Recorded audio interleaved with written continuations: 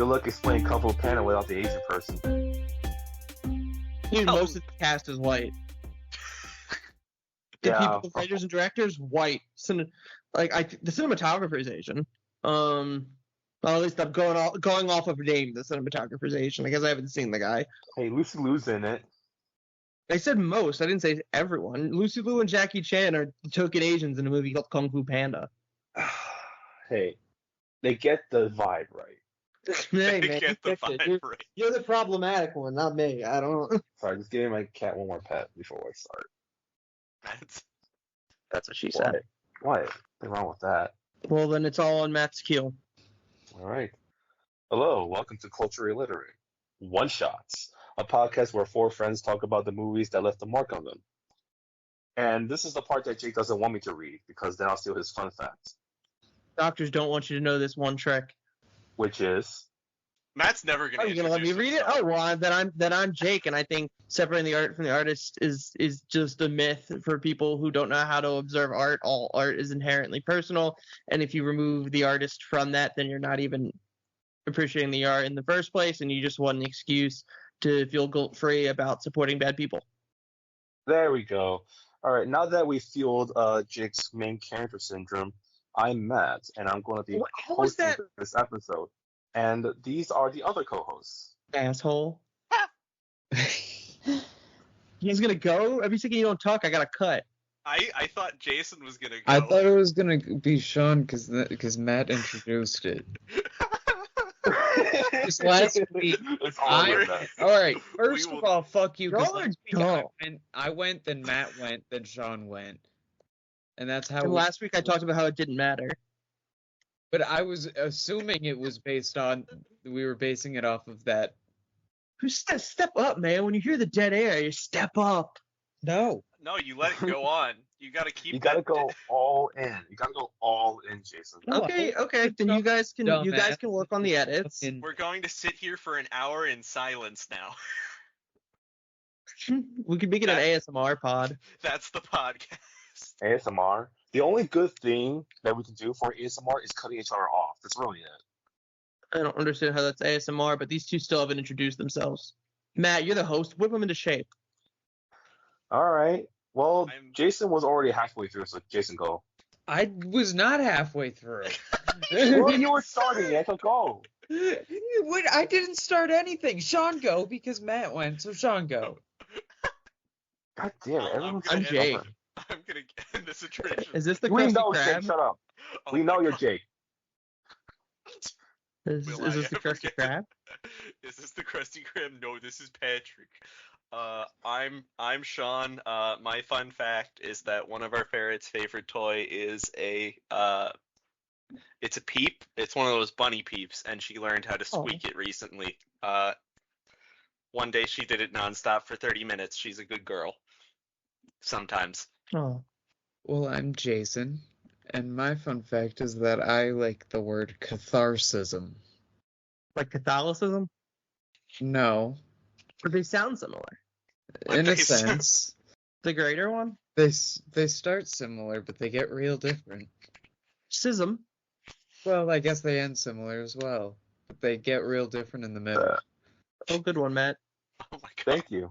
I think the mic Sean, I think we may need a picture of if your ferret's comfortable. Which one is this? That one's Chicken Nugget. If Chicken Nugget's comfortable with it, I think we may need a picture of Chicken Nugget with the peep to post when this episode goes up. I think I have a photo of her with her peep. Are you gonna body shame her because she's fat? She is fat. She's very fat.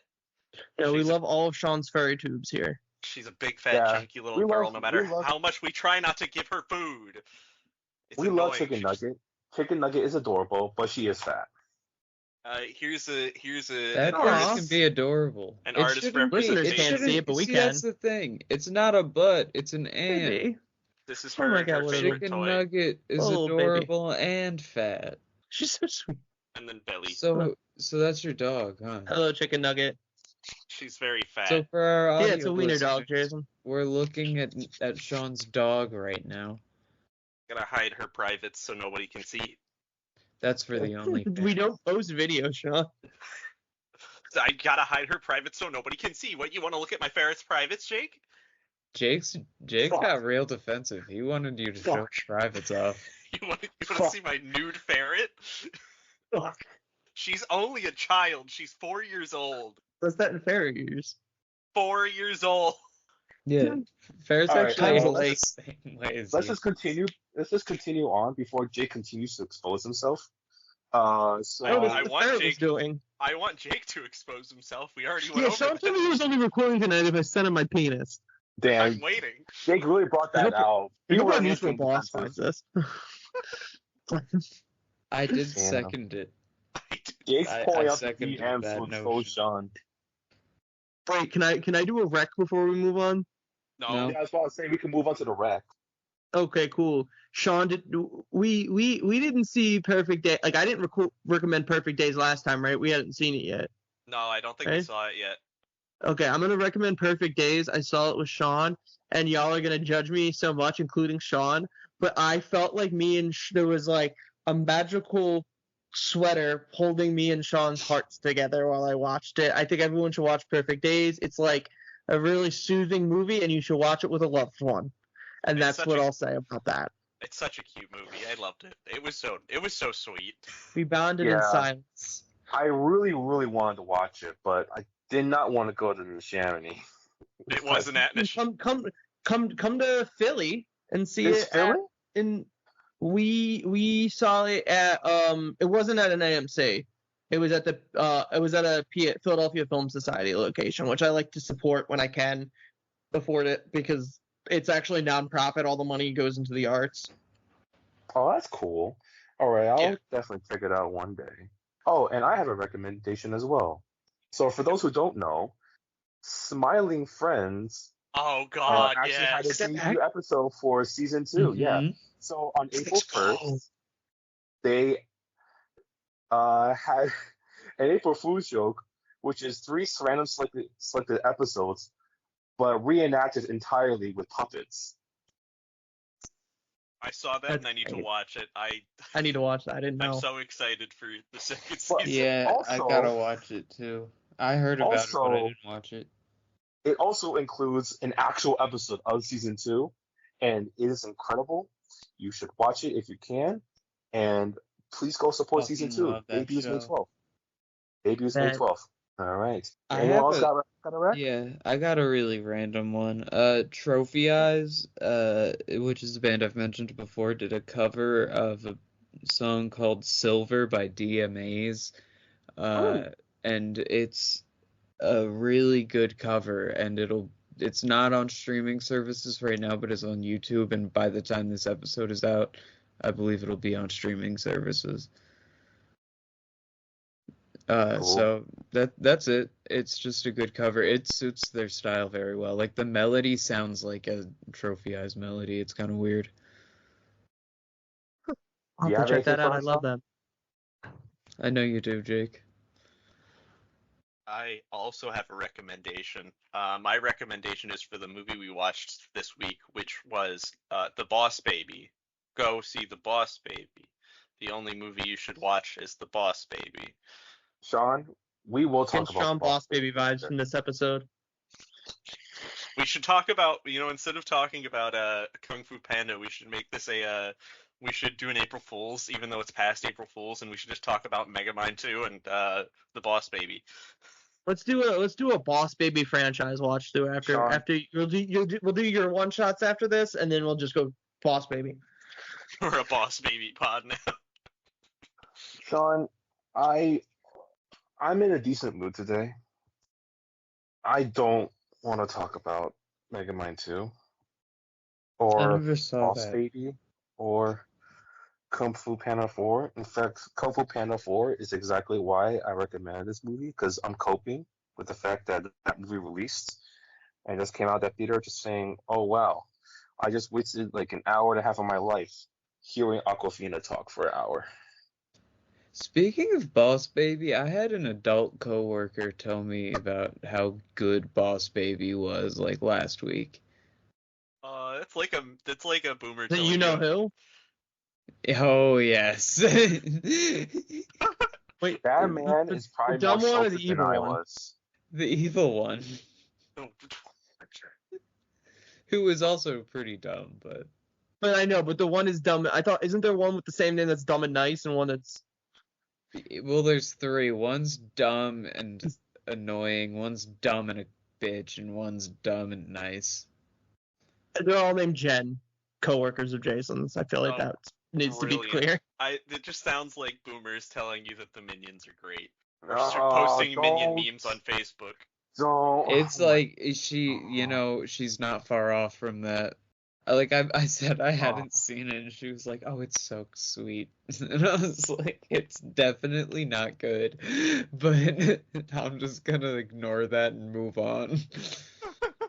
I hate both of you so much right now because you just dug Isn't up, dug up. You guys dug up so much boomer minion meme PTSD. Is it the Boss Baby voiced by Alec Keepone in the Chamber Baldwin? Yes. Yeah, Mr. Yes. Manslaughter. Yeah. Because I think he says coffee's for closers or something in the trailer, and I was like, oh, that's a reference. Mm-hmm. Oh my god, I hate all of you so much. I think I do. think it's like I'm here- cookies I'm here are for closers or something. talk about Kung Fu Panda. Matt, you'll like me better in a second. I just got a notification that Bryce Harper hit a grand slam. Oh, let's fucking go. It's just- Attaboy. It's his third home run of the day. Yeah. Oh, the day After having no he- hits. well, Yeah, Oh, he's wearing he woke a the ski fuck mask up. now. He's been walking around with this. He's been playing in a ski mask today, and it's a baseball daddy's back. Let's fucking go. Okay, my mood's improved. Because of All right. balls. And Because of balls. basketball daddy's back. Oh, and Embiid, yeah. Okay. Oh, But I you can relax now. I don't have to think about minions anymore. And I don't have to think about that round-ass, stupid-ass Alec Baldwin beat. What about Megamind 2? How about you shut the fuck up, Sean? Huh? How about that? That's a really good idea. You're in Megamind control of the 2. pod, Matt. Only you can save us. Megamind 2 is my favorite movie. I fucking hate you. God damn it. The whole point of this was for me to remember how great Kung Fu Panda is after watching Kung Fu Panda 4. And then you bring a fucking Megamind to your fucking bullshit. Fuck you, Sean. You're welcome. So I tell love us you about too. it. Alright, so Kung Fu Panda. Surprise, surprise, is a movie that we are going to be talking about today. It was released on June 6, 2008, and it was written by Jonathan Eibel, I think, Glenn Berger, Ethan Rafe, and Cyrus Voris. I apologize for butchering all your names. It was directed by Mark Osborne and John Stevenson, with cinematography from Yoon Duk Jun. I'm so sorry for pronouncing that as well. And it stars Jack Black as Poe, not Pooh. Fuck you, Sean. Dustin Hoffman as Shifu, Angelina Jolie as Tigress, Ian McShane as Tai Long, Jackie Chan as Monkey, Seth Rogen as Mantis, Lisa Liu as Viper, David Cross as Krang, Randall Duck Kim as Oogway, and James Hong as Mr. Ping, who is the MVP of the series, by the way. So I want to know, when was the last time you all saw this movie? Because this has been quite a while since it's released.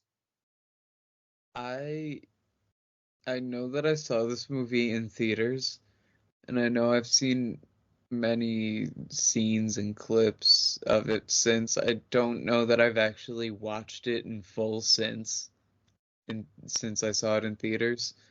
And I was like 6 then, so it's been a little bit for me.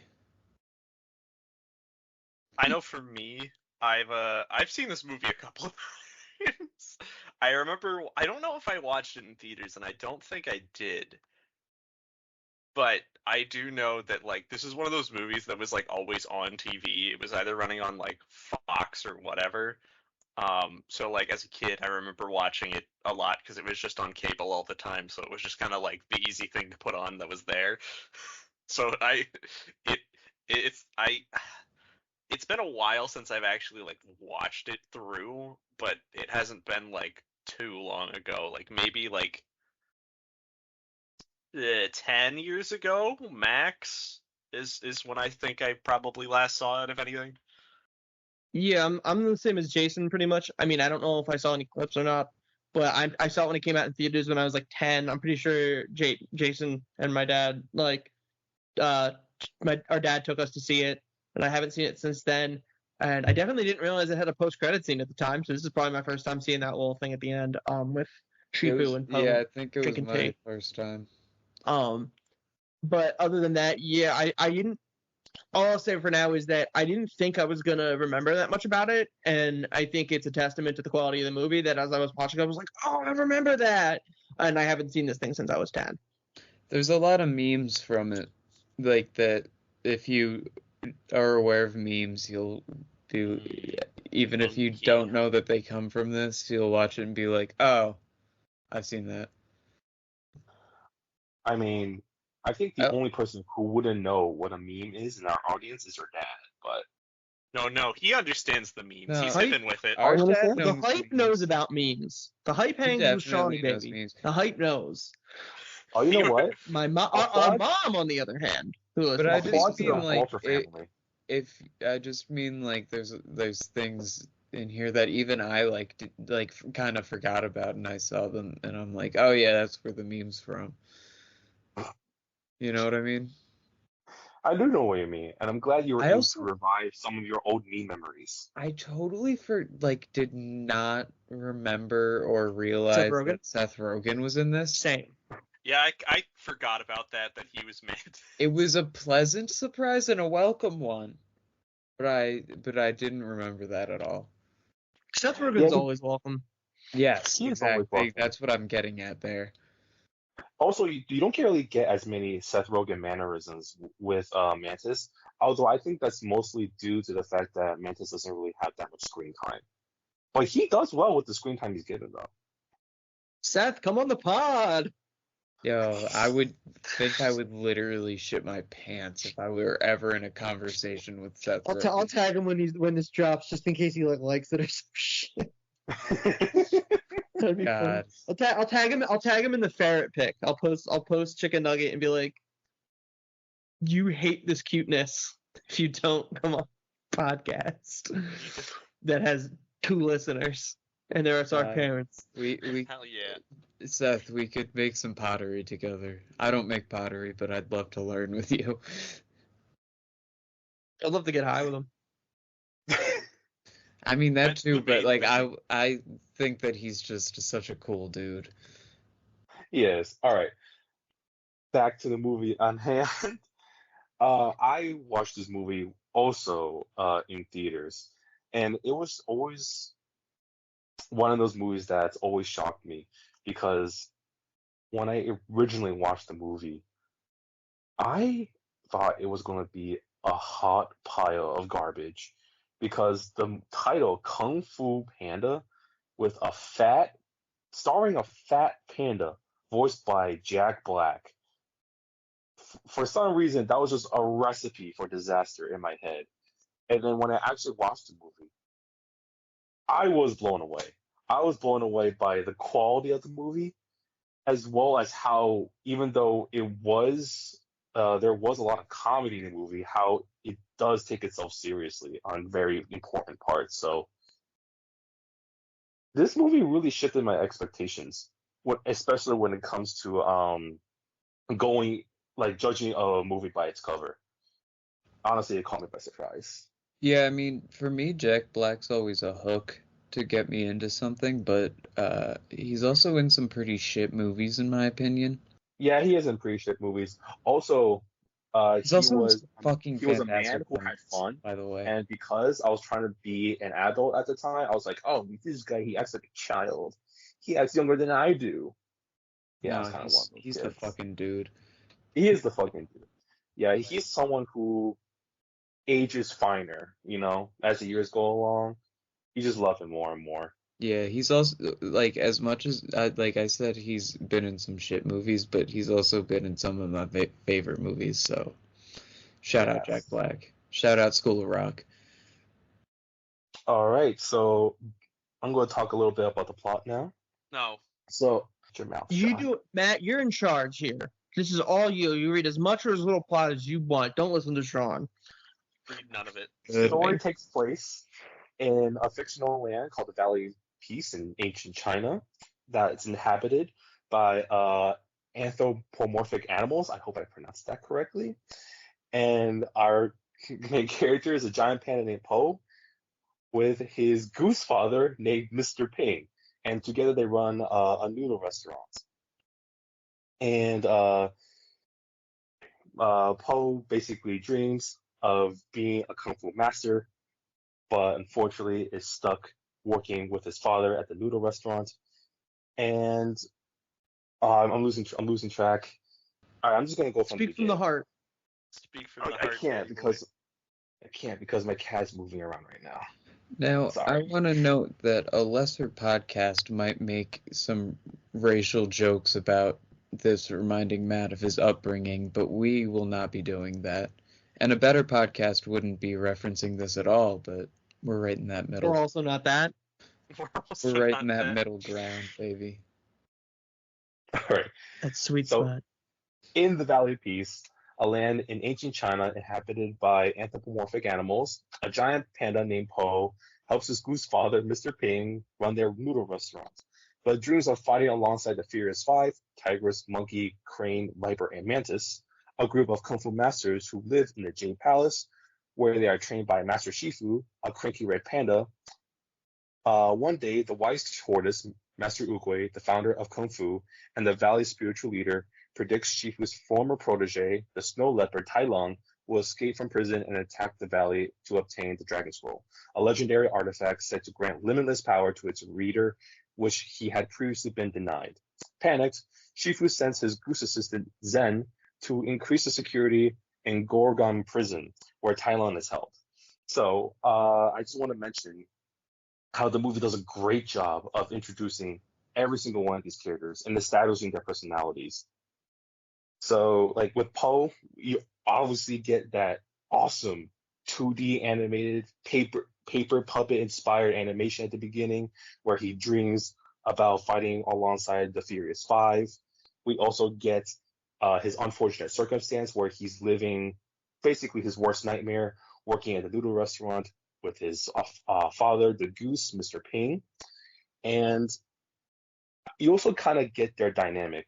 You understand that they do care about each other, but there is a disconnect, especially with Po not really wanting to share his dreams with his father, and that inadvertently gets him deeper, not necessarily into trouble, but into a situation where if he were to say what he actually wants to do with his life, then he might get in trouble.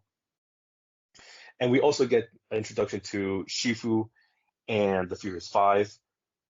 And immediately after an awesome fight scene, their dynamic is automatically established, with Shifu being a hard-ass master on every single one of the fighters, even though from what we've seen, they're fucking awesome at what they do. And you can't really see any flaws, but he's a Shifu. And for those who don't know, Shifu in Chinese means master. That's So what they're saying every time they say Master What? Shifu is Master. I I did He's not that know good. He's I that never- guy. I never did not got know that. that. I never got that joke until Me watching neither. it after a couple of times that his name Shifu is just Master, so they're just calling him Master the whole time. Master. That's I great. love that. Yeah, and then I also love how we get when Master Oogway is introduced. We also get Master Shifu's Master Oogway's dynamic. How Oogway is the very calm, collected, slow, and patient master, while Shifu doesn't even want to even take a step. If he can run, he will run. He won't take his time.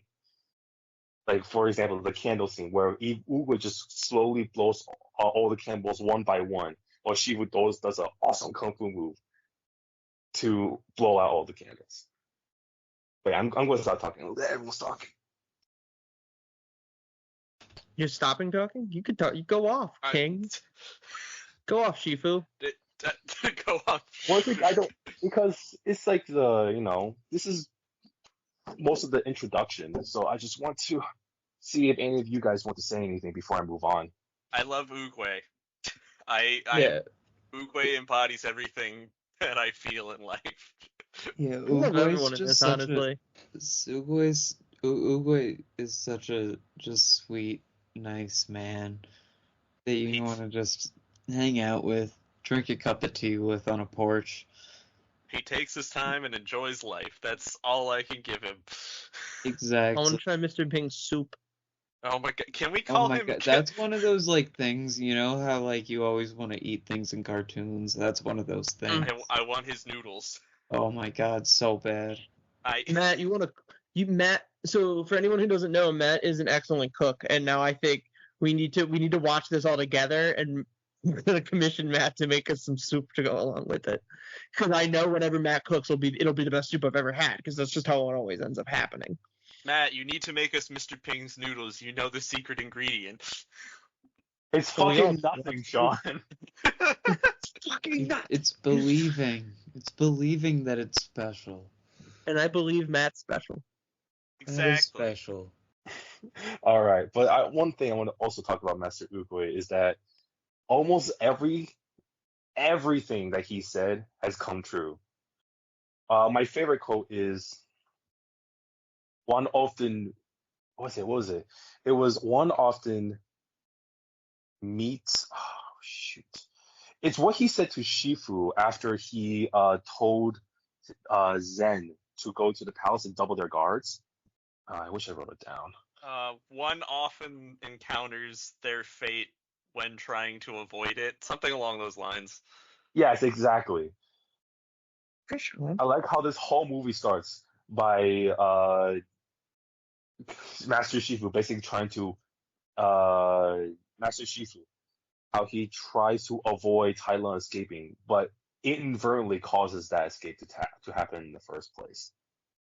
And oh my goodness, like the the the prison is one of like the most best set up action scenes I think ever because they just set up the impossibility of escaping, and you know he's going to escape. It's only a matter of how, but we'll get to that later. So I'm going to continue on with the plot. Shifu holds a tournament for the five so that Uwe can identify the Dragon Warrior, the prophesied hero worthy of reading the Dragon Scroll, and Po arrives too late to enter their arena. Desperate to see his idols, he accidentally launches himself in the middle of the tournament off a chair propelled by fireworks. With the townfolk believing Po descended from the sky in a fireball, Uguay proclaims Po the Dragon Warrior, much to Po and Master's shock. Shifu believes Uguay's decision to be an accident, and the five dismiss him, so Po considers quitting. However, after receiving encouragement from Uguay, he endures a frustrated Shifu's harsh training and gradually befriends the five with his resilience, culinary skills, and good humor. During this time, Tigress informs him that Shifu's distant behavior stems from his shame over Tai Lung's betrayal because of being denied the Dragon Scroll, as Uguay sends darkness in his heart, having raised him from infancy. So here we basically get the whole hero story started with Po trying to get a glimpse of the tournament and to see who selected the Dragon Warrior, straps himself to basically a rocket. And honestly, this is like the first instance where we get to see how awesome Mr. Ping is.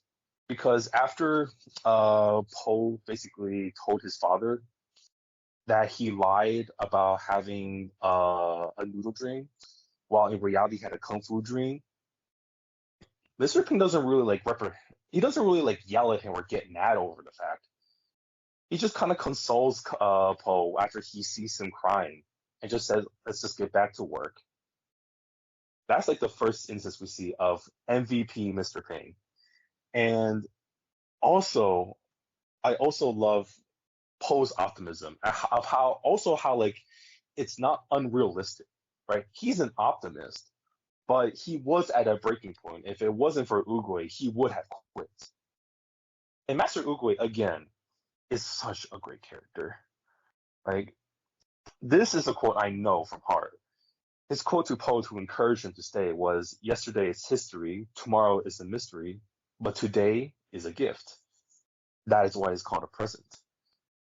And it's such such an impactful quote, especially to me, especially during back those days where tomorrow, what what would happen in the day would take me aback, and it would set me back. But if I see it as a gift, then who knows what tomorrow will bring. At least that's how I somewhat interpret it. That was sweet. Very Gross. nice, Matt. Disgusting. Well, like you said about Poe's dad, though, Mr. Yeah, sorry, Ping, I'm back. Mr. Goose Ping. Daddy. Goose Mr. Ping. Daddy. Goose Daddy. What I love about him is how This is he's so loose. likable because he's never harsh with Poe. You know, he wants to lead him in the direction of getting him in the noodle business and keeping the family business alive and the spirit alive. But even when he says he wants to do kung fu and he's like, "Oh, let's go back to work," he's not like upset with him or angry at him for having different, for lying to him about his dream and for having a different, passion. Yeah, he's a sweet little single dad who's just a little over his head. And he grows, like, all of the characters in this movie do grow a lot, and that includes Mr. Ping, who is a lot more I feel like, jumping to the end of the movie comes to really understand his son a lot more and grow as a parent. He's one of the few things that I wish this movie had more of. Because he Yeah. he's in there Yeah, in the that's beginning fair. and then he shows up closer to the end and that's really it. That you Yeah. get to see the relationship, and I kind of want to. I know you get more of it later on in the other movies, but like, God, I love Mr. Ping. It makes sense that he's not in it that much because, He's Poe's not off and doing his thing and it's about Poe. Yeah, But still, it's like he's I just he's so sweet and so likable. I would die for Mr. Ping. He's a great father figure, and this goes a little bit into like the other movies, but he's also just like how do I say this? Like not a role model, but a great like message for like adoptive parents and adoptive children. You're telling me Poe's adopted?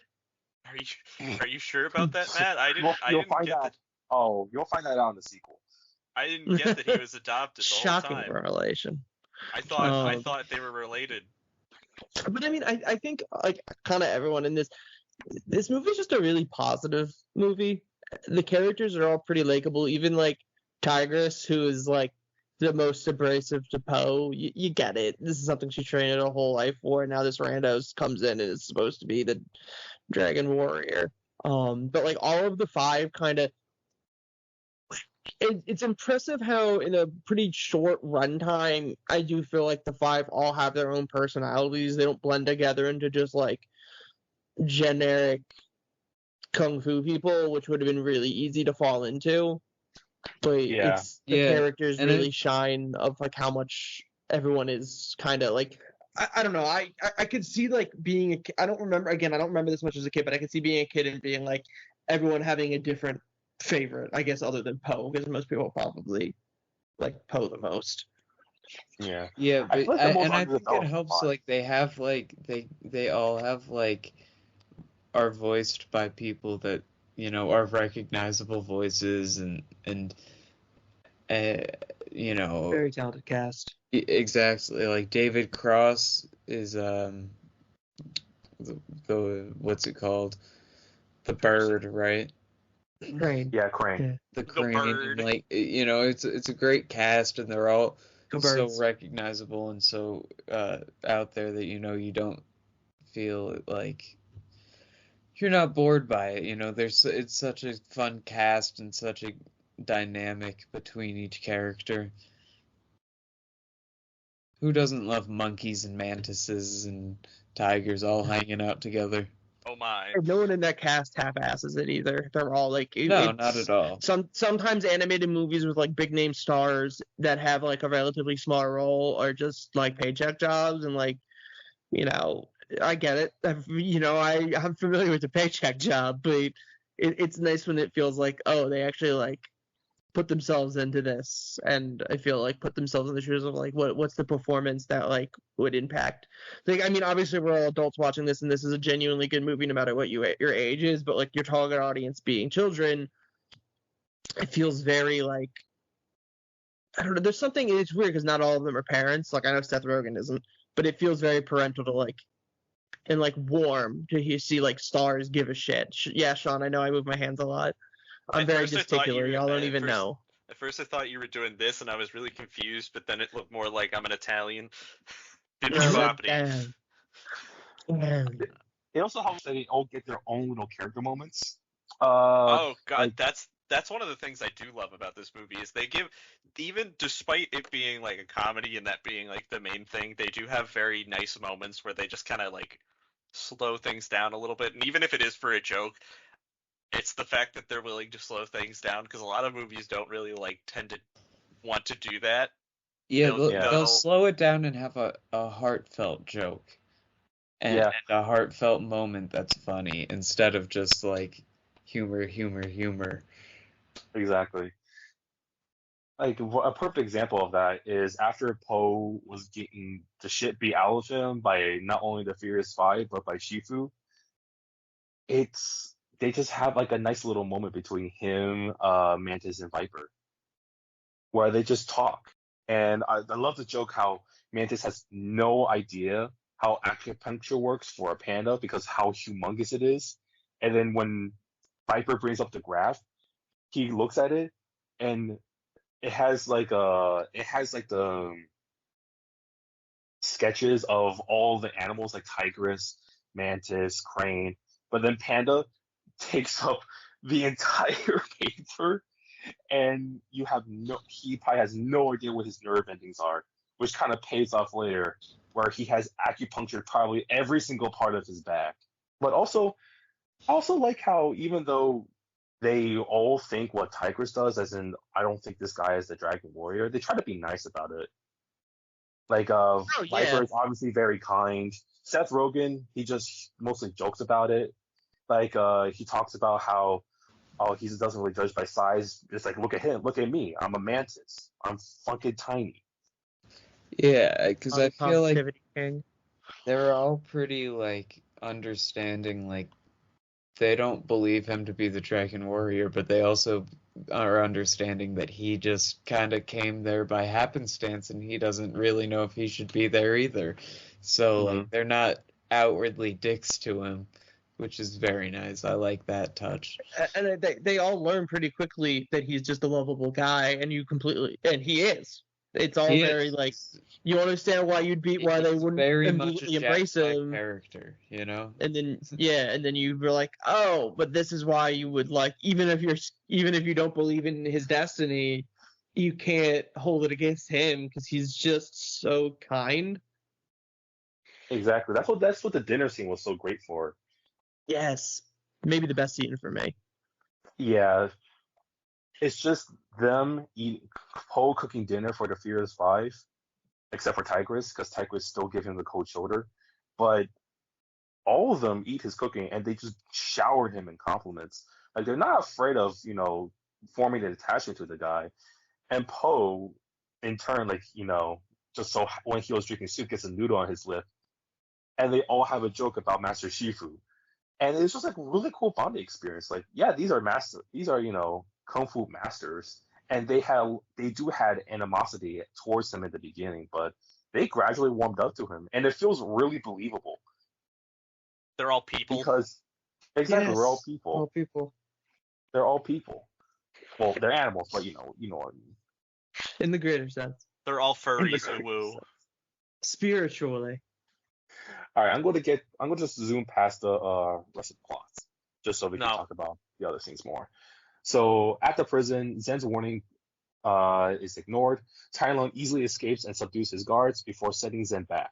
Shifu informs Oogway, who makes Shifu promise to believe in Poe as the Dragon Warrior before hiring Shifu as his successor as the Valley's leader and ascending into the Spirit Realm in a stream of peach blossoms. Shifu informs Poe and the Five of Tai Lung's escape and Oogway's passing, and tells Poe that he is the only one that can stop him. Horrified by the bad news of Oogway's death, Po attempts to run away, but Shifu stops him. When Shifu asks Po why he chose to stay, Po, oh my God, Po tells him that he's hated who he was, and he felt that despite Shifu's harsh treatment, he still believes Shifu could change him. Po then makes Shifu admit he does not know how to train him to be the Dragon Warrior. Tigers overhears this and leads the five in a secret attempt to stop Tai Lung. Meanwhile, Shifu discovers that Po is capable of impressive physical feats when motivated by food, and successfully trains Po by incorporating these feats into an innovative style of Kung Fu. The Furious Five fight Tai Lung, but he ultimately defeats them with his nerve strike technique, leaving only Crane, who carries the rest back to the valley as a warning. In returning, Shifu decides Po is ready to receive the Dragon Scroll, and when Po opens it, he discovers that the scroll is nothing but a blank reflective surface. Believing the scroll to have no power, Shifu has Po and the five evacuate the inhabitants of the valley, while he faces Tai Lung alone to help everyone escape. Trying to console a distraught Po, Mr. Ping reveals that his secret ingredient soup has no secret ingredient at all, explaining that things have become special with belief. Realizing that this is the message of the Dragon Scroll, Po rushes back to help Shifu. At the Jade Palace, Tai Lung brutally defeats Shifu, but he discovers that the scroll is missing. Po arrives with the scroll, saving Shifu's life and prompting them to fight. Po proves to be a formidable foe, frustrating Tai Lung with his confusing fighting techniques. Tai Lung eventually obtains the scroll, but does not comprehend its blank surface. Tai Lung tries to take his frustrations out on Po with his nerve striking technique. However, Tai Lung discovers that Po is immune to this. Po overpowers Tai Lung and sends him to the spirit realm using the legendary Wushu finger hold technique, which he taught himself. Po is honored by the valley, earns the respect of the five, relaxes with a recovered Shifu. Alright, so that is the rest of the plot. I want to talk about the prison scene and Tai Lung's escape. One of the most beautiful choreographed fight scenes I've ever seen. I love the contrast of the dark blues with the red arrows and the red flames. It's so good. And I love how Tai Lung doesn't even say a single word throughout this entire thing until the end. He's just hissing and roaring, and he just beats the shit out of literally 1,000 rhinoceros guards. And the cinematography is absolutely incredible. My favorite scene is when they're trying to, take away the lift to prevent his escape, and Tai Lung makes a staircase using the crossbow spears that were shot at him. And while he jumps towards the lift, they shoot like 1,000 red arrows at him, and you see this awesome slow-mo shot of all the red arrows about to fall on him as he, reaches out for the lift. Oh, it's so cool. So awesome. Oh. No, fuck you, Jason. Oh. The action in this movie is like phenomenal. There is not I don't think any point that the action loses anything. Like the way that they animated is so great too, because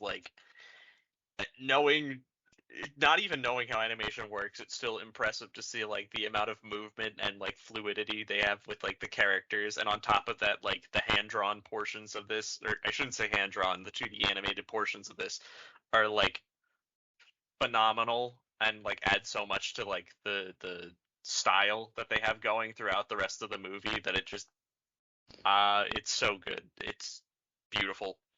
Yeah, what I wanted to say about the prison break scene, to Matt's point that he mentioned the cinematography, and also to Sean's point about the animation, I think it's just such a credit to both of those departments that scene's it's such a dark lit scene, but it's still very clear what's going on.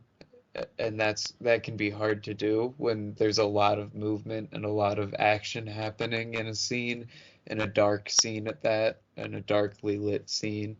And they escape that. It's easy to follow. It's fun to watch. It's a great scene. It is a great scene. I'm glad Sean brought up the 2D portions because they're only in there like a little bit, but they kind of break up what otherwise could potentially fall into just like boring exposition for when they're used, and it keeps it fresh and keeps you engaged. And like the scene also has great setup because I really like when the Rhino Guard, voiced by Michael Clark Duncan, actually, rest in peace. God, it was Great nice to hear actor. him again. Yeah, like is taunting Tai Lung and is stepping on him, and then the little like at the end when he gets the feather from the goose and his like eyes open, it is really like you could just see, like, it's coming that he's getting out, but you feel the like just really laying in the arrogance of thinking that he was stopped. And then with like talking about the animation and the fluidity of the movement and like action pieces throughout the whole movie, it is very impressive, I think, how well this has like aged visually, because 3D animation can age super poorly. And sometimes you watch a movie and you're like, look, the movie's still good, but it's like I haven't watched it in years, and it's jarring to me that I don't remember it looking this way. And that was the case for me. I was worried that was going to be the case for me because I hadn't seen this since it was in theaters and I was 10 years old, and I watched it and I was like, honestly, if it came out yesterday, I wouldn't have batted an eye. Like, I mean, like, I'm sure side by sides are there.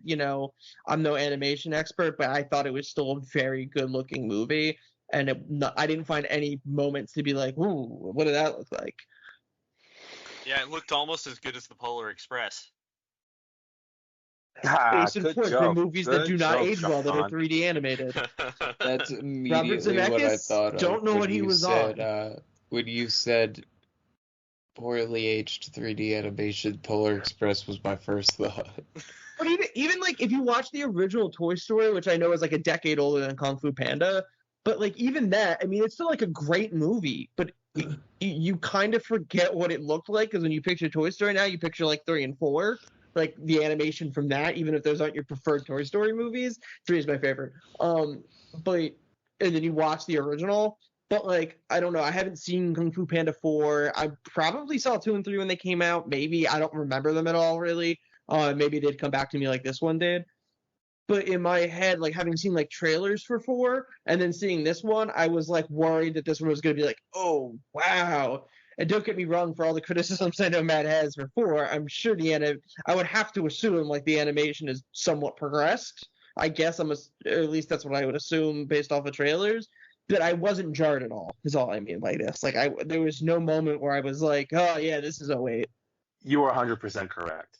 The animation has aged fairly well, and it also comes to the way they decided to stylize this movie. They decided to stylize this movie. The whole like palette and style is based on Chinese paintings. That's the aesthetic they were going for, and I will say they knocked it out of the park. My favorite example of the Chinese painting aesthetic is when Shifu is distraught after he thinks that Po is left, and then he's just standing in front of a peach tree, and you just see in front of him this gorgeous sunrise on the Valley of Peace, and you see all these beautiful hills, you see these different shades of red. It's beautiful. And it's just something that we're seeing nowadays, where now a lot of animation movies are prioritizing style over realism, which is something that should have been done at the beginning. But I think Pixar was like the big thing back in the day, and they were pushing for realism. So then they also decided to go for realism. And actually, entertainment in general is basically follow me. I mean, It's like a game of follow me. Back in the day, it was more of a technological marvel to have something look in animation realistic, which was kind of the point, which was why Pixar was ahead of the game, because they were the ones implementing new technology in order to be able to do that.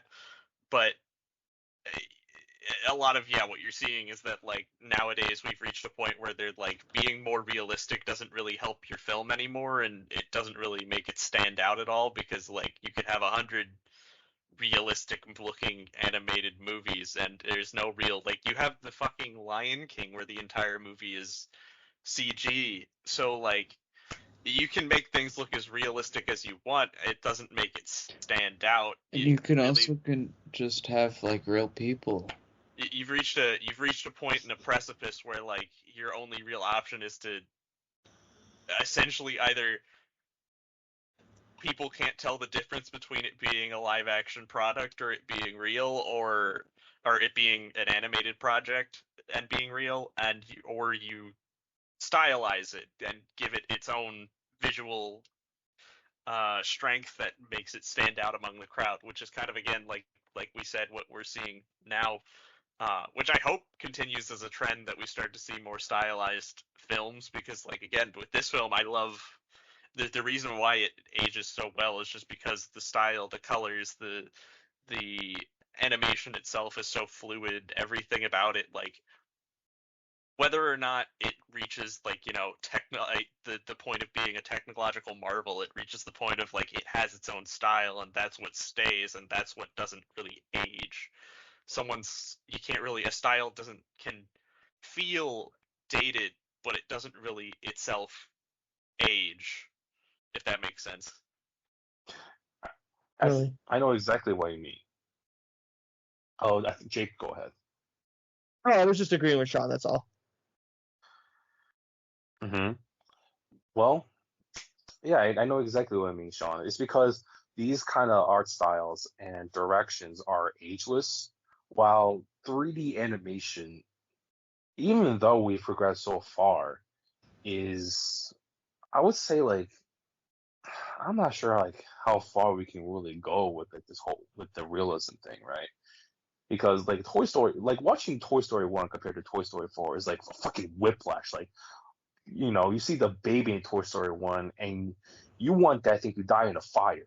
But then you see like a cat stretching in the sunlight, you're like, oh my God, is that an actual cat? I would say like it's become more aesthetically pleasing than stylized animation. Because Oh yeah. realism it gets to a point where it's boring because I look at realism every day. And right now realism sucks. So I don't want to be I don't want to be I don't want to be like, looking at like an animation movie and be like, "Oh my God, that picture frame has a reflection on it. It's so beautiful. I can't tell if it's animated or even real." That's lame. Well, I think it tells you a lot that, again, like, and it's still all realism. To an extent, I think that's a little bit just moved over to the video game world. Not that it's not an animation at all now, but a lot of it is just the fascination of it being possible, and I think that's why. And also, like, video games obviously are going for a different experience depending on the game, and that's why like realism I think still kind of works there sometimes. But I think in general that's why you've seen it kind of be moved away from, though, because even as like Western animation is pretty much, or at least theatrically, is almost exclusively 3D these days. Like, it's rare there was actually a 2D movie called Robot Dreams that came out. Was nominated for Best Animated Picture this past Oscars season. It's a pretty good movie. Check it out. But I was like surprised when I saw that it was 2D. But like you may talk about like certain like house styles, like Pixar movies looking very similar, or certain, and there's certainly conversation to be had about those being boring. But like the realism there seems to be more almost like in the physics of like how hair moves and how light hits people, than like no one's gonna watch a Pixar movie or a Disney animation movie and be like, oh wow, that looks like a real human. That said, they obviously have like a certain aesthetic, and then there's other trends in the industry with like obviously the Spider-Verse movies set certain things off, and you can see, well, there's a lot of differences as well. I think you could definitely see inspiration from those in movies like Nimona or Mutant Mayhem. But none of those things are going for realism, and I think that shows Matt's point that I think like as a whole we've largely moved on to, I'd rather, like, I can be astonished by things that don't just look like skin. Yeah, it's weird to see like realistic skin textures on something that's obviously originated as a 2D drawing. And I forgot which character it was, but I'm not I'm not gonna be like, oh my god, super impressed when I realize that like a young character has peach fuzz on their mouth. I'm like, okay, I don't give two shits about this. I'm not gonna notice this in the actual movie. Why even bother, right? Like it's just to the point where they might as well just film an actual movie with live action people, right? Like this, True. why even bother with the animation aspect? Just film people do stuff. You could do that for significantly less money and abusing less workers. Very true. Ouch. Uh, but yeah, I mean, it's just one of those things where it's like I really do like that direction that the industry is heading in, and I think seeing movies like this nowadays is just it's nice to look back and see some stylized movies and see how well they've progressed over time. Uh, Yeah, I mean, it's just cool because it's like you can draw anything, so why not draw anything? You know what I mean? Yeah. To put it Like it just simply. seems like a waste of the medium. The prison scene is awesome. But another thing I want to talk about is the great conversation between Shifu and Oogway about Poe and about Thailand's inevitable return. So they have a great conversation about uh, just belief, right? So they basically use the peach, like a peach, as like a metaphor for Poe, and they basically talk about how can a peach defeat Tai Lung, and they both actually make good points. They both have evidence to their arguments. Like Uguay said, like he can't control when the peach tree blossoms or when it grows peaches.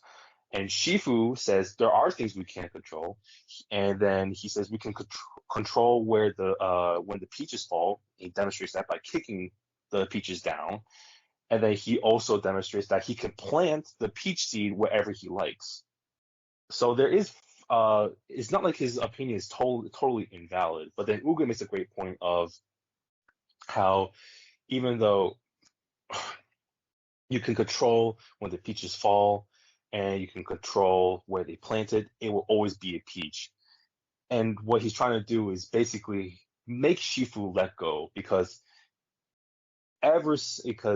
watching the movie, you could tell that Shifu is just a control freak.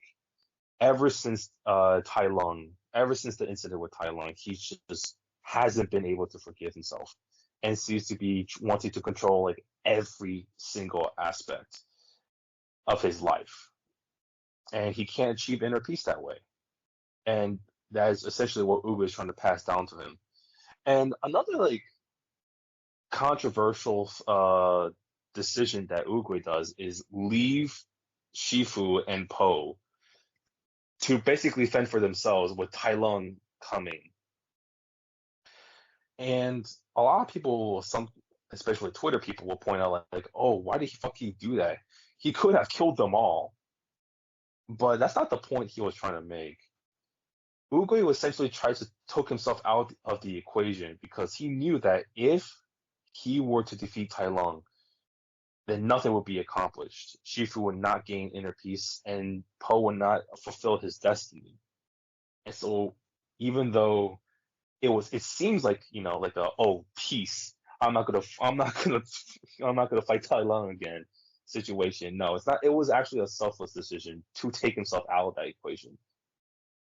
I mean, as per usual, Matt's on the money. Like, I mean, the people that Matt's referring to, like, those types of people don't like movies. Like, they don't.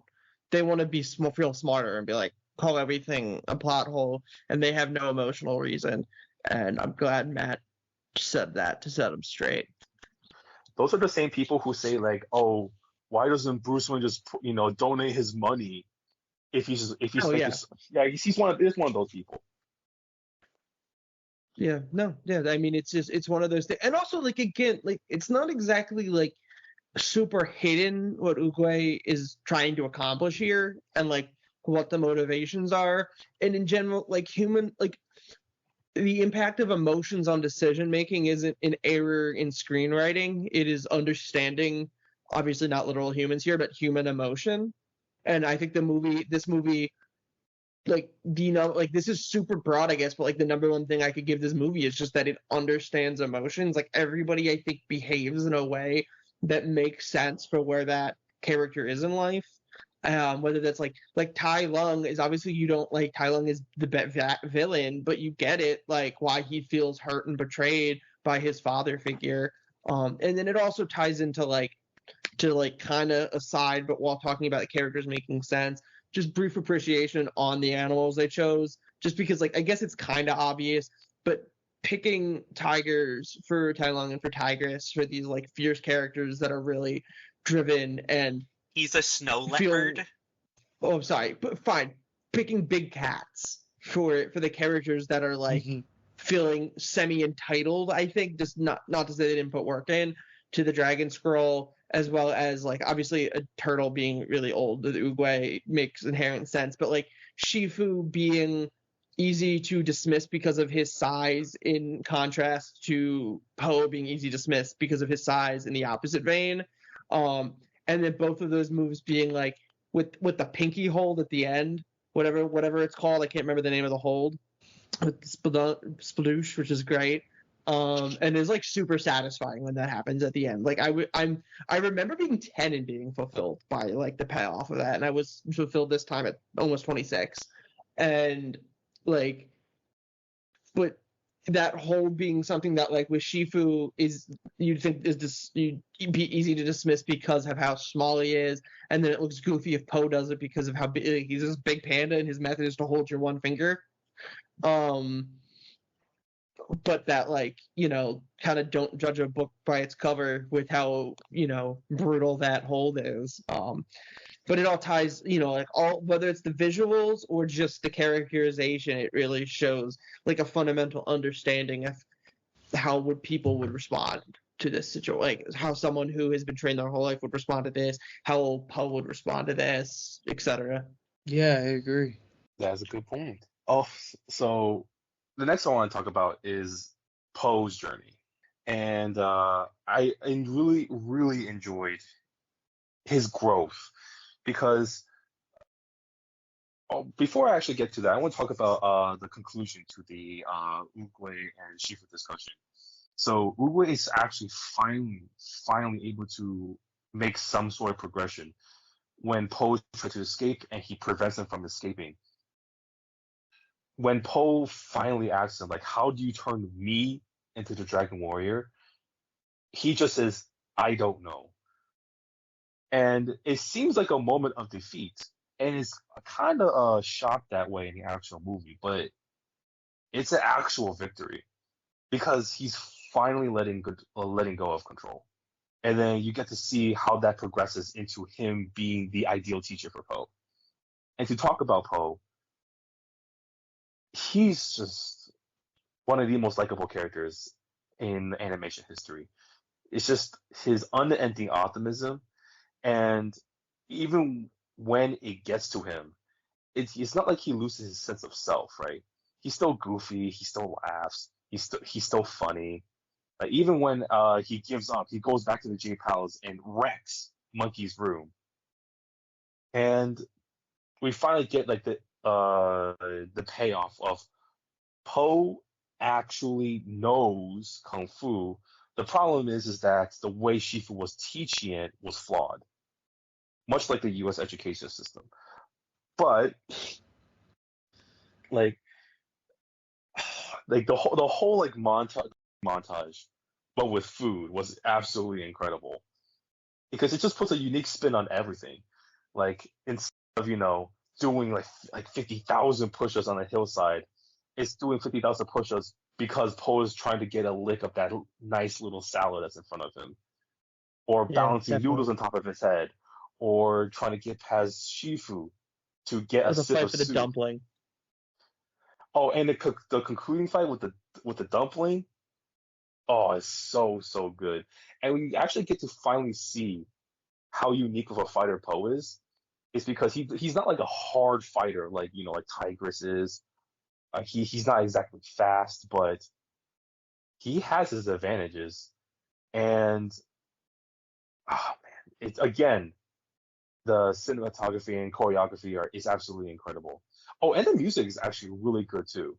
Oh God, that's the one thing I forgot to mention. I love the music in this. What was it? They got I think it was China's orchestral shoot. I'm trying to remember, but like they rec it was. I'm gonna stop talking and I'm gonna figure this out. Matt, continue I'm talking about how I'm good the trying to music figure out who is. did the music. It was like, Hans Zimmer and John Powell. yeah, it They was were Hans. the conductors, but I'm pretty sure they got some sort of Chinese orchestra to actually perform the music. Yeah, and that's what like It's really awesome. I was like, it makes the music so much better and it sounds so great. God damn it, I'm gonna fit. Yeah, it was the Chinese National Symphony that Hmm. did this as like their performance that's like makes it sound so great. We also can't forget Kung Fu Fighting as performed by CeeLo Green at the end. Obviously peak cinema. Music. Nothing better. Music. Right, Chase, as the resident musician, Uh, can you confirm? it is music. The music as a whole is genuinely great in this movie. Like I Absolutely. definitely didn't appreciate that at 10. And there's one more scene I want to talk about. So it's of course going to involve Mr. Ping. So this is the point where they think that the Dragon Scroll is blank, and they lose all hope. And the conversation that like a down on his luck Poe has with his father is so heartwarming because it seems like Mr. Ping's like all business first, right? His son is just like a worker for his company. He doesn't really see him as family. But this is actually like a great way we see like their actual dynamic, where he Mr. Ping sees that he's completely downtrodden, and he decides to tell him the secret for his secret ingredient soup, and tells him that it's nothing, and how it doesn't really have to be special, because as long as he just needs to believe that it's special. And that's when like like the light bulb clicks in Poe's head, and he realizes that the Dragon Scroll isn't actually blank, it's actually a reflection, and it reflects yourself. Like this whole movie was basically about how Poe basically he has no confidence in himself whatsoever. He hated being himself. He did not like himself. And I like how the payoff of this movie is basically him learning to accept himself and love himself. And that is the actual key to being the Dragon Warrior, which is self-love. Oh, all sad. Yeah. I like how the I hope whole you love movie was yourself, building up Matt, to because this I moment. love you. Thank you. But like, I like how the whole movie was building up to this moment about how they kind of just made fun of him for for being a big fat panda, and having him triumph over that, and not only that, but just doing it his own way. Like they call him fat throughout the entire movie, but it actually pays off brilliantly in the Thailand final fight. And you get the first taste of that when Thailand punches him the first time, and he just bounces up a pole and body slams it into a wall. Oh yeah, great. That And was like great. Kylon for the first time He, was like, oh, he fuck. uses everything that they tried to say against him to his advantage. It's kind of Exactly. like 8 Mile. It is Just kind of dude, like 8 B Mile. Rabbit, Poe, just a couple of cards, 2 peas in a pod. Can you Poe imagine came out and Jack he Black said, actually? I am white. I am a bum. I do live in a trailer with my mom.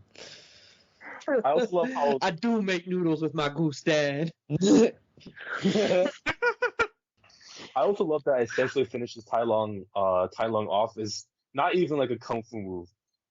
He just redirects Tai Lung's attack towards the air and launches him like thousands of feet in the air. Pretty Like sick. exactly, and how all of his quote unquote weaknesses were strengths. Like you know that fat totally made Tai Lung's nerve attack in a non-factor. Oh yeah. Body armor. Exactly. He literally Can we had get a plot Kung armor. Fu Panda fighting game?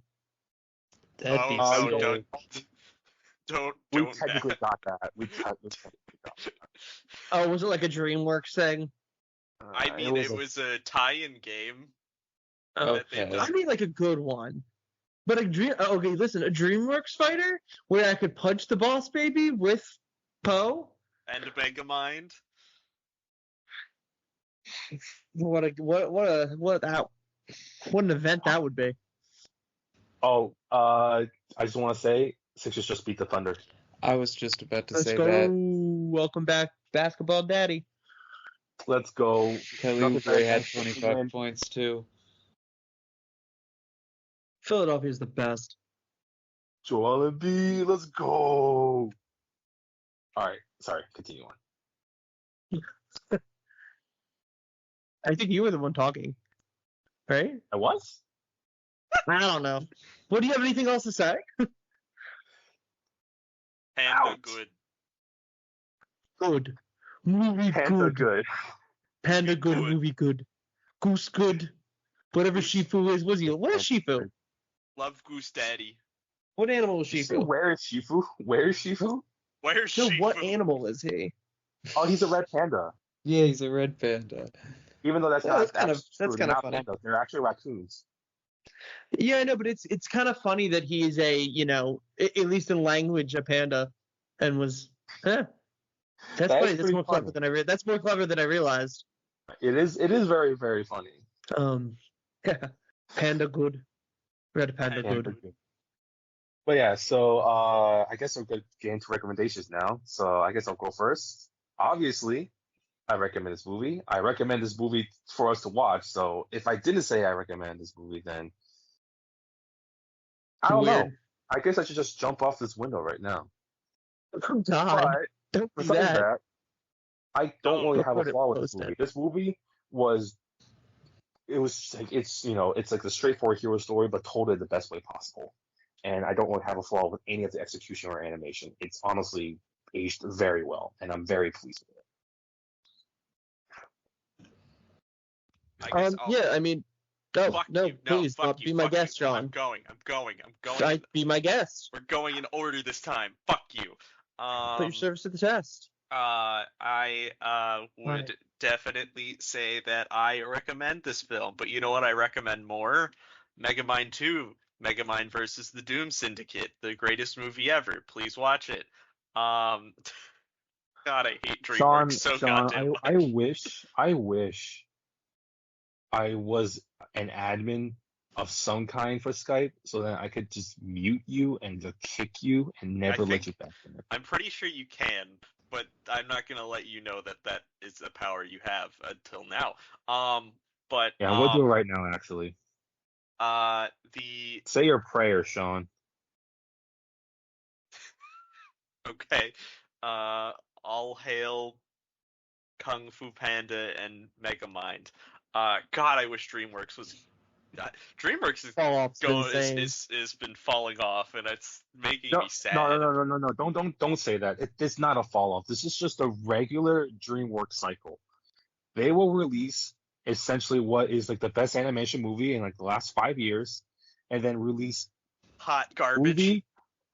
movie of just Hey. mediocre crap or actual Yeah, crap. they gave us Puss in Boots. We got. Oh yeah, that was gas. So in a few years, We'll get Shrek. we'll get some good, dog. The Shrek Into better the be a Shrek god. verse. Shrek better be Like, goddamn I'm going to tell you right now of the DreamWorks cycle. Like for every Shrek, right? You get like Home. If you remember Put what that that on a movie. bumper sticker. Oh, God. I For every Prince of Egypt, you get Monsters versus Aliens. For every How to Train Your Dragon, you get But the Croods, even though president, first one was president's okay. lit in Monsters vs. oh Aliens. god, The president's lit. so- It's the voice by Stephen Colbert. It was incredible. The only good president that's ever existed. Maybe Lincoln. But yeah, for every bad guys, you get trolls. For every Tales of Arcadia, you get Peabody and Sherman. Like it's Hell just yeah. so inconsistent. Like, they're so inconsistent. Oh, Tales in Arcadia, by the way, is a DreamWorks show heralded by Guillermo del Toro. Watch it wherever you can. I would also say Jeffrey Katzenberg is also kind of a piece of shit, considering he's also saying that like AI is such a great thing and we should start putting it in our Oh, movies. fuck So like that. Fuck that. uh, Fuck him. I would stay away from as soon as it comes out that DreamWorks starts putting AI in the movies. I'd stay away from them with like a 10-foot pole. That's disgusting. But in the meantime, yeah, I definitely recommend Kung Fu Panda. My favorite part is the action and the animation for being so goddamn fluid and just it's so goddamn perfect. It moves so I want to watch the second one now. I You should heard, watch it together, Sean. depending on the person, some people say that the second one is better and some people say that the first one's better, and I feel like I remember the second one being better, so I wanna watch the I've second never one now. seen the second one. Oh, the second one it's so good. It's so good. The third one's still good. It's not as good as the first two, but it's definitely good. Yes. The fourth one doesn't exist. But worst part, there isn't enough Mr. Ping. Give me more Mr. Ping. I want his noodles all over me, please. And that's it. Movie gets a 10 out of 10. Yeah, I mean, I definitely recommend it as well. This is another one that, like, I was very happy with Jason's pick. I'm very happy with Matt's pick because this was a fun one to revisit and kind of feel a little young again since I hadn't seen it since it came out. But it's people look back at it fondly for a reason. It really holds up both visually and storytelling wise. If I have to pick a least favorite, I mean, with its simplicity, that does come certain things of like Sean said, like, we probably don't really get enough Mr. Ping for how lovable he is and how much I want to hug him. And I mean, I guess you could say we kind of touched on it earlier. I feel like if this movie was made today, maybe there'd be a little bit more Chinese voice talent in it. But as it stands, all the voice performances are really good, in my opinion. So anything I could say is like really minor, like I said, because while it's a very simple movie, I think that's overall for the best. And I'd rather be left wanting more of a character or than too much of it. And it gets in, it gets out, it tells its story, and it hits you. The highlight for me, honestly, maybe just posing Smaloosh. Good finale, really really good finale actually. That may have to be my favorite, just the way it wraps up. I think it hits its themes home and is also just a very enjoyable final fight between Tai Lung and Po. Also, honestly, genuinely, like the Dragon Scroll being blank was great. I like kind of forgot about that. I think that's a really good like twist. But yeah, I definitely recommend it. Fun for the whole family. Fair enough, fair enough. Well, I also recommend it. I would say my favorite part, the highlight of it, is just the overall, kind of family-esque bond that they have between the, Furious Five and Poe and Master and all them, and Oogway. It's just such a nice family feeling. And then you also have such a nice family feeling between Poe and Mr. Ping. So you just have such nice family happiness and wholesomeness in this movie. And I think that's really nice. That said, my least favorite thing about this movie is that it eventually spawned me seeing that fucking ad with Aquafina in it over and over again. I keep seeing the ad, and I hate seeing it because she's so fucking annoying. Other than that, it's great. It's a good, solid movie, and I'd recommend it. All right. Well, there we are. So thank you to Alofet for the art for Still the podcast. Alo, shit, for the art, the podcast artwork, and thank you for Jason for the podcast music. Please follow Culture Litter on Spotify and Apple, and subscribe to Culture Litter podcast on YouTube. Yeah, fuck you, Sean. Jason, you can follow us. Let Jason.